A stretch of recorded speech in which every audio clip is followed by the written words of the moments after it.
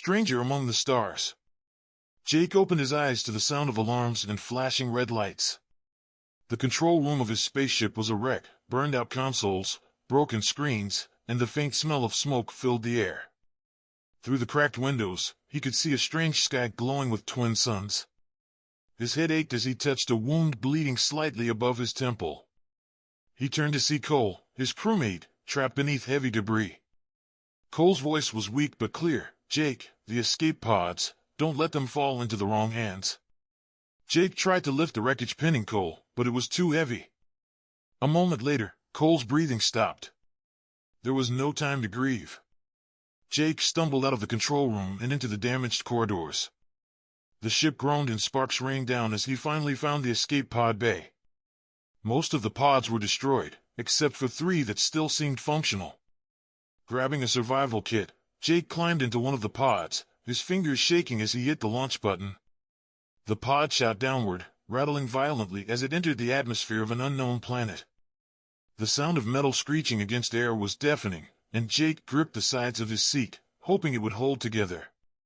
When the pod crashed, it came to an abrupt stop, throwing Jake forward. For a moment, everything was silent except for his labored breathing. Slowly, he opened the pod door and stepped out. The planet was unlike anything he had ever seen. The sky was a deep purple, with floating streaks of green light. Towering plants glowed faintly, and strange sounds echoed from the dense forest ahead. Jake felt like he was being watched. Before he could gather his thoughts, a thunderous roar broke the silence. He turned to see a massive creature, covered in thick, armor-like scales, staring directly at him. Its glowing eyes locked onto Jake, and without hesitation, the beast charged. Jake ran as fast as his legs could carry him, weaving through the giant trees. His heart pounded in his chest, and the ground shook with each step of the creature behind him. Finally, he dove under a large rock and held his breath, praying it wouldn't find him. After what felt like an eternity, the sounds of the beast faded. Jake crawled out from under the rock and looked toward the horizon. In the distance, he saw smoke rising from the forest. Could there be other survivors? He wondered. It was his only lead. Gathering what strength he had left, Jake set off toward the smoke, unaware that this would be just the beginning of his fight for survival on this alien world. The rules of survival. The morning light of the twin suns bathed the alien landscape in an eerie glow. Jake sat by the edge of a small clearing, his back against the pod shell, trying to make sense of his surroundings. The planet was alive in ways he didn't understand. Giant trees pulsed faintly, and strange creatures flitted between the shadows. Every sound seemed amplified, as though the planet itself was observing him. Jake clutched the survival kit tightly, its contents his only lifeline. Inside, he found a basic knife, a water filter, and a few energy bars. He knew it wouldn't be enough. The rules of survival here were going to be entirely different from anything he had known before.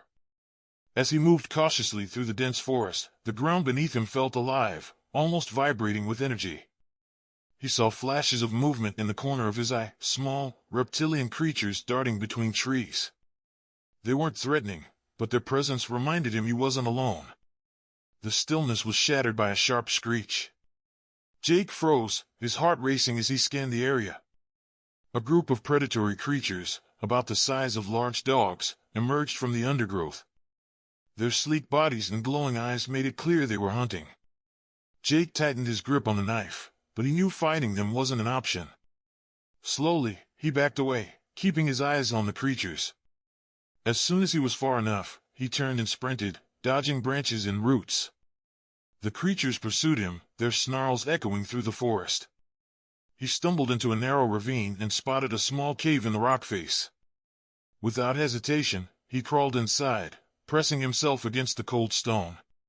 The creatures stopped at the entrance, snarling and snapping, but they didn't dare enter. After a few tense minutes, they finally retreated. Inside the cave, Jake took a deep breath, his hands trembling. The air was damp, and faint bioluminescent fungi lit the walls. He noticed something strange in the corner, a skeleton. Not human, but humanoid. It had elongated limbs and a narrow skull, and next to it lay a strange device, covered in dust. Jake picked up the device cautiously. It felt lightweight and warm to the touch. When he pressed a random button, the device lit up, projecting a faint map of the surrounding area. It marked his location and showed other heat signatures scattered across the forest. Other survivors, he muttered, hope flickering for the first time since the crash. But the map also showed something ominous, a massive heat signature moving toward the smoke he had seen earlier. Whatever it wasn't friendly. Jake knew he couldn't stay in the cave for long.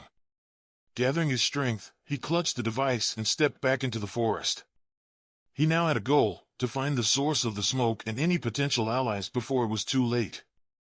Little did he know, the dangers ahead would make everything he had faced so far seem like a mere prelude to the true challenge of surviving this unforgiving world. An alliance of necessity. The sun's twin glow filtered through the thick canopy as Jake made his way toward the smoke. The device he had found acted as a crude guide, its glowing map marking the distance between him and the source. Every step through the alien terrain felt like a gamble, plants swayed as if alive, and the occasional guttural growl reminded him that predators lurked nearby. As he approached the source of the smoke, the air grew tense. A clearing came into view, and in its center stood the wreckage of another escape pod, surrounded by makeshift barricades of sharpened sticks and debris. Jake crouched low, observing. A figure suddenly emerged from the shadows, a woman with short hair and a determined look. She carried a spear crafted from alien wood and metal fragments, and her movements were precise, calculated. Jake raised his hands cautiously, stepping into view. "Who are you?" she demanded, her voice firm but wary. "Jake. I survived the crash. I'm not here to hurt you," he said, keeping his tone calm. She lowered the spear slightly but didn't let her guard down. "I'm Lena. And if you're looking for safety, you won't find it here." Before Jake could respond, another voice called out from behind the barricade. "Lena, who's that?" A thin, scrappy man with a limp appeared, leaning on a makeshift crutch. "Another survivor," Lena replied, glancing back at him. "This is Tom." Tom grinned, despite the obvious pain in his leg. "Well, welcome to paradise, mate. Don't get too comfortable." Jake quickly explained his journey, showing them the device he had found. Lena's eyes widened slightly. "That tech, it's not from Earth. Where did you get it?" Jake gestured toward the skeleton in the cave. "It was with someone who didn't make it." Lena took the device and examined it closely. This could be more than just a map. It might explain why this planet is so hostile. Or it could make things worse. A loud roar interrupted their conversation. The three of them froze as the sound echoed through the forest. Lena tightened her grip on the spear. "We need to move. Now." "What is it?" Jake asked, his voice low. "The apex predator of this region," Lena said, already packing a small bag of supplies. "It's fast, relentless, and it's drawn to movement. If we stay here, we're dead." The group quickly left the camp, moving deeper into the forest. Lena led the way, navigating the terrain with practiced ease. Tom kept up despite his injury, cracking jokes to lighten the tension. Jake brought up the rear, constantly checking the device for signs of danger. As they moved, Lena began explaining what she had learned during her time on the planet. "This world isn't just dangerous, it's intelligent. Everything here is connected, like a massive ecosystem that sees us as invaders. We need to work together if we want to survive." Their first real test of survival came at dusk when they reached a narrow valley. A pack of smaller predators had been tracking them, waiting for an opportunity to strike. Lena and Jake quickly set up defensive traps using the environment, a pitfall covered with branches and vines tied to trigger a rockfall. When the predators attacked, the traps slowed them down, but it wasn't enough. Jake used the alien device, pressing buttons frantically until it emitted a burst of light and sound that disoriented the creatures. Taking advantage of the chaos, the group managed to escape. When they finally stopped to rest, Lena looked at Jake and said, "You may not know how to use that thing, but it's keeping us alive. Don't lose it." As they settled in for the night, Jake stared at the glowing map on the device. The heat signatures now showed something alarming, a massive entity moving in their direction, far larger than anything they had encountered. He glanced at Lena and Tom, their exhaustion visible even in the dim light. They had barely made it this far, and the real danger was only beginning. The hunt for survival. The next morning, the group awoke to a thick fog that blanketed the alien forest, muting the colors and sounds around them. Jake clutched the device tightly as its map revealed the massive heat signature moving closer. It wasn't just a creature, it was something beyond anything they had encountered before. "We need to keep moving," Lena said, her voice sharp and commanding. She checked her spear and scanned the fog, her instincts on high alert. Tom, leaning against a tree, smirked despite the tension. "Moving where, exactly?" "Toward that thing or away from it?" "Toward higher ground," Lena replied. "If we can see it before it sees us, we might stand a chance." They moved cautiously through the forest, the fog making every step feel like venturing into the unknown. The eerie silence was broken only by the occasional rustle of leaves or distant, guttural growls. Jake's device beeped faintly, signaling that the heat signature was gaining on them. "Whatever it is, it's tracking us," Jake muttered, his eyes fixed on the device. "It's not tracking us," Lena corrected. "It's hunting us." As they climbed a ridge of jagged rocks, the ground beneath them began to tremble. The vibrations grew stronger, and suddenly a roar shattered the silence. The creature emerged from the fog, a massive, reptilian beast with armor-like scales that reflected the dim light. Its eyes glowed a deep red, locking onto the group with predatory precision. "Run!" Lena shouted, and the three of them bolted. The creature charged, its massive claws tearing through the trees and rocks as if they were paper. Jake, Lena, and Tom raced through the uneven terrain, barely avoiding the debris flying around them. They reached a clearing where Lena quickly formulated a plan. "We can't outrun it forever. We have to slow it down." Using the surrounding environment, they set up an improvised trap. Lena and Tom tied thick vines between two sturdy trees while Jake used the device to create a distraction. As the beast thundered into the clearing, Jake pressed a button, and the device emitted a blinding flash of light and an ear-piercing noise. The creature stumbled, disoriented, giving Lena and Tom enough time to tighten the vines. The trap worked momentarily, catching the beast's front legs and forcing it to crash to the ground. But it wasn't enough to stop it. The creature roared in fury, snapping the vines and clawing its way back to its feet. Jake realized they needed something stronger. "We need to bring the rocks down on it," he yelled, pointing to the cliff above. Tom, despite his injury, climbed a nearby boulder and began loosening the larger rocks while Lena held the beast at bay with her spear. Jake scrambled to find another function on the device, desperately pressing buttons. Finally, Tom succeeded in dislodging a massive rockfall. The boulders crashed down onto the creature, pinning it under their weight. For a moment, the group thought they had won, but the beast let out a low growl and began to stir again.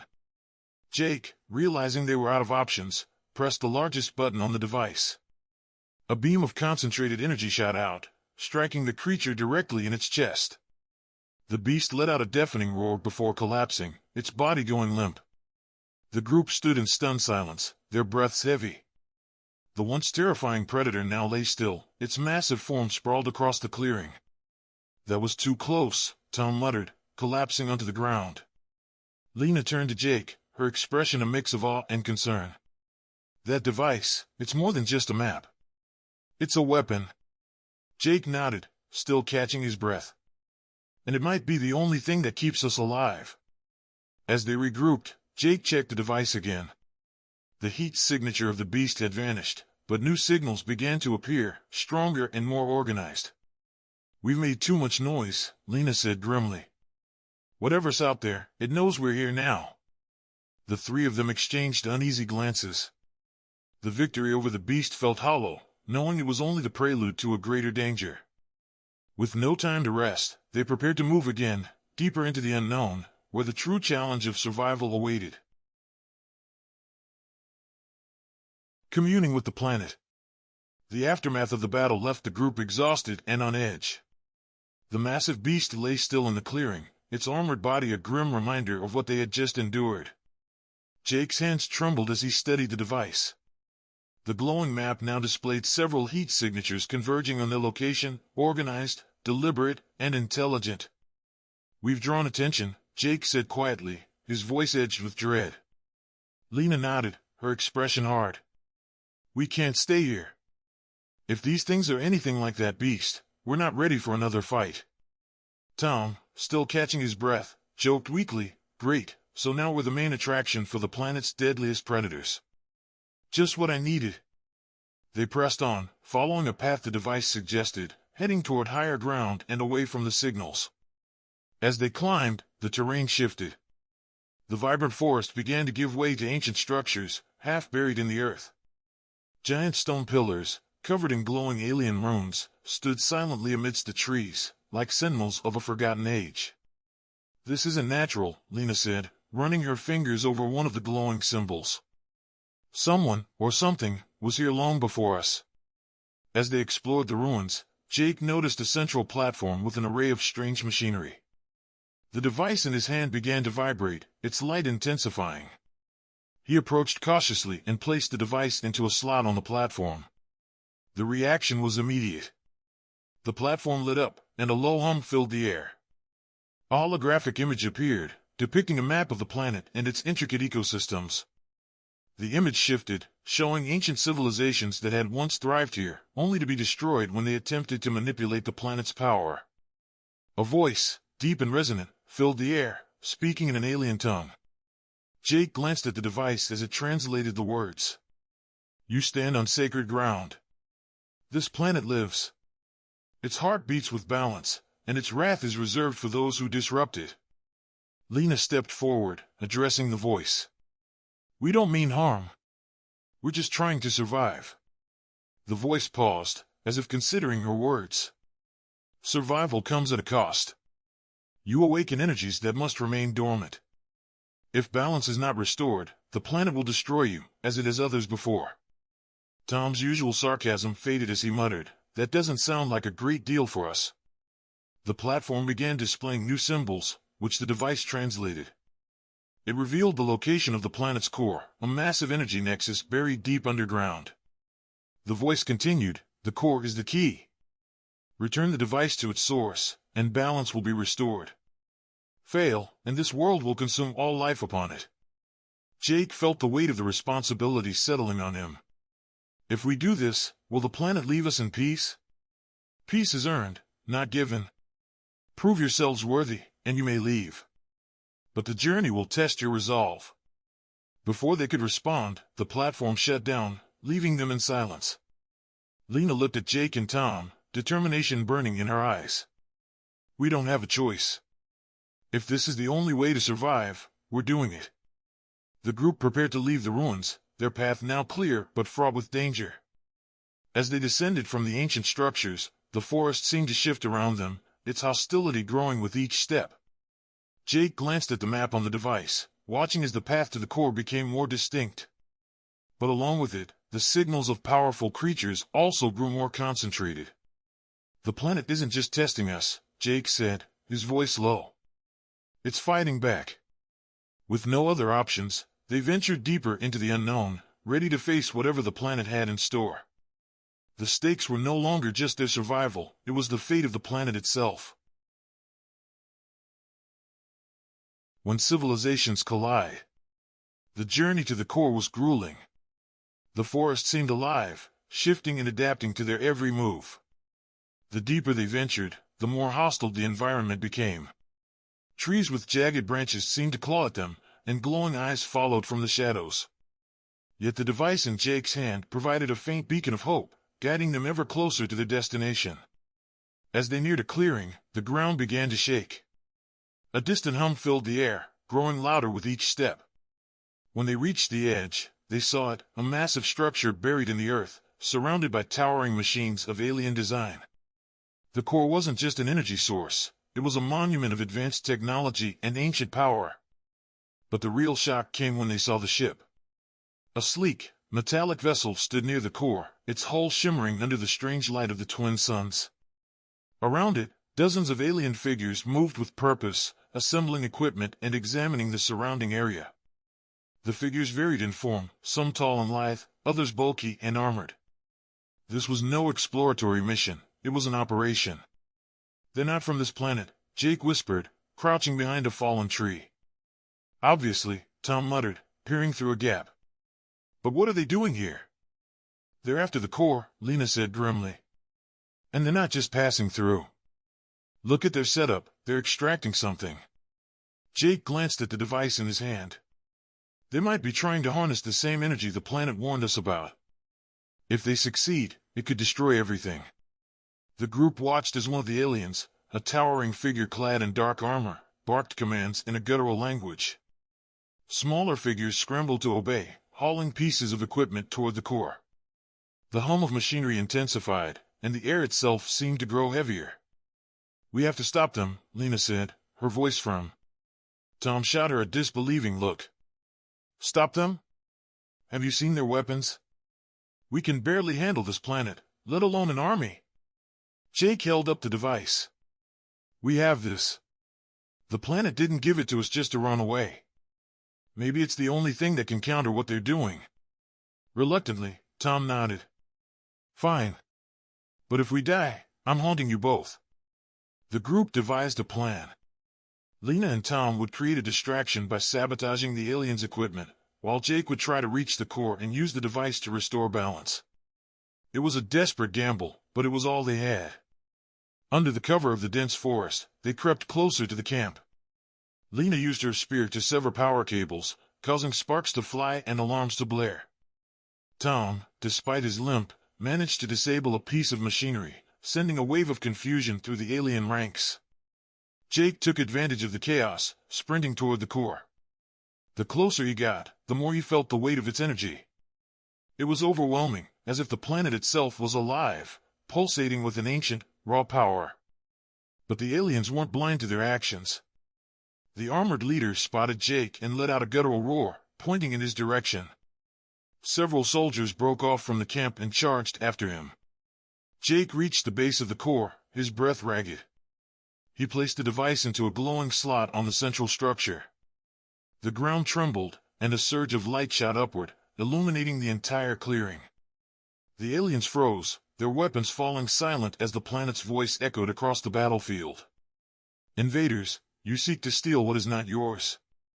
You disturb the balance and bring ruin. Leave now, or face my wrath. The aliens hesitated, their leader glaring at Jake with burning eyes. But before they could act, the core unleashed a massive shockwave. It was as if the planet itself had rejected their presence. Machinery shattered, and the alien ship's systems began to fail. The leader roared in defiance but was forced to retreat as the core's energy overwhelmed their position. The ship rose into the sky, its engines flickering, and disappeared into the atmosphere. The remaining aliens fled, leaving the clearing silent except for the hum of the core. Lena and Tom joined Jake, their faces pale with exhaustion but relieved. You did it, Lena said, looking at the now stabilized core. The planet did it, Jake replied, his voice heavy with relief. We were just the messengers. As the three of them stood together, the voice of the planet spoke one last time. You have proven yourselves. Balance is restored, but the future rests in your hands. Leave this place and carry its lesson with you. The device in Jake's hand began to glow, projecting a map back to their crashed pods. It was the planet's final gift, safe passage home. They didn't speak as they began their journey back. The forest, once hostile, seemed calmer now, its silence no longer threatening but serene. They knew their time here had changed them forever, and the choices they made would ripple far beyond this alien world. The final test. The path back to the pods felt surreal. The once hostile forest was now eerily calm, its vibrant hues muted as if the planet itself was resting. Jake, Lena, and Tom walked in silence, their footsteps crunching softly against the alien soil. The glowing map from the device guided them, but an unshakable tension hung in the air. They knew the planet wasn't done with them yet. As they approached a clearing, the device vibrated violently in Jake's hand. Suddenly, the ground beneath them cracked and shifted, forming a massive circular arena. The forest receded, and the air became thick with an electric charge. They barely had time to react before a familiar, resonant voice echoed around them. You have restored balance, but your journey is not complete. To leave this place, you must prove your unity, your strength, and your will. Only then will you be free. The three exchanged nervous glances as the ground in the center of the arena began to rise. From it emerged three distinct pathways, each leading to a glowing door. The voice spoke again. Each of you must face a trial. Together, your success will decide your fate. Lena stepped forward first, her gaze locked on the path to the left. Without hesitation, she turned to Jake and Tom. Whatever happens, we don't stop. We finish this. Jake and Tom nodded, and one by one, they each chose a path. Jake's path led him into a chamber filled with alien machinery. The room pulsed with an otherworldly energy, and holographic symbols floated in the air. A series of puzzles activated before him, each one testing his logic and ability to think under pressure. As he worked, the room grew hotter, and the walls seemed to close in. You must understand the core of this world, the voice said. It is not brute force that binds it, but knowledge. Sweat dripped down Jake's face as he solved the final puzzle. The machinery came to life, projecting an image of the planet's interconnected systems. He realized then that the planet wasn't just alive, it was a symbiotic network, every creature and element playing a role. His trial complete, the path opened, leading him back to the arena. Lena's path was entirely different. She entered a vast, open field where a colossal beast waited. It was larger and more fearsome than any creature she had faced before. Armed with only her spear, she stood her ground as the beast roared, shaking the air around her. This test is not about defeating your enemy, the voice boomed. It is about understanding it. As the beast charged, Lena didn't strike. Instead, she dodged its attacks, observing its movements and patterns. She noticed the subtle way it hesitated, the moments of vulnerability hidden beneath its aggression. Slowly, she approached it, lowering her weapon. The beast stopped, its snarls fading as it bowed its head. The path forward revealed itself, and Lena returned to the arena. Tom's path took him into a mirror-like chamber. Reflections of himself appeared on every surface, each one showing a different version of his life, his failures, his regrets, his fears. The voice spoke again. Your test is to face the truth of who you are. Tom's usual humor vanished as he confronted the weight of his past. He saw the moments where he let others down, the pain he caused, and the choices he wished he could undo. It was overwhelming, but he knew there was no running from it. Standing tall, he said aloud, I accept who I am. I can't change the past, but I can choose who I'll be from now on. The reflections shattered, and the path back opened. Tom emerged from the chamber, visibly shaken but resolute. The three reunited in the center of the arena, their individual trials complete. The voice spoke one final time. You have faced your fears, your limits, and your truths. Together, you are stronger than apart. The balance you restored will endure, and your journey will leave a mark on this world. A bright light enveloped them, and when it faded, they found themselves back near their crashed pods. The device in Jake's hand displayed a map of the safest route off the planet. The air around them was calm, and the planet seemed to hum with quiet contentment. Lena broke the silence. We've been given a second chance. Let's not waste it. Tom smirked. After all that? I think we've earned a little peace. Jake looked at the forest one last time. This planet trusted us to do the right thing. Let's make sure it wasn't wrong. With that, they prepared their pods for launch, leaving the alien world behind. But in their hearts, they knew the lessons of the planet would stay with them forever. A new beginning. The pod soared into the sky, leaving trails of white vapor against the planet's twin sunlit horizon. Inside his pod, Jake sat silently, staring at the shrinking world below. The once hostile planet now seemed peaceful, its surface gleaming with vibrant forests and glimmering rivers. It was hard to believe that only days ago, it had been a battleground. The communication systems in the pods crackled to life as Lena's voice came through. Jake, Tom, can you hear me? Systems are stable, and navigation is locked. We're heading home. Tom's voice followed, laced with his usual humor. Home sounds nice, but I'm not sure I'll ever look at Earth the same way after this. Jake smirked slightly but didn't reply immediately. His thoughts were elsewhere, replaying the trials they had faced and the lessons they had learned. Finally, he spoke. We didn't just survive. We changed, because the planet demanded it. The silence that followed wasn't heavy, it was contemplative. Each of them understood what Jake meant. The planet hadn't just tested them physically, it had forced them to confront who they were and what they stood for. It was a transformation none of them could deny.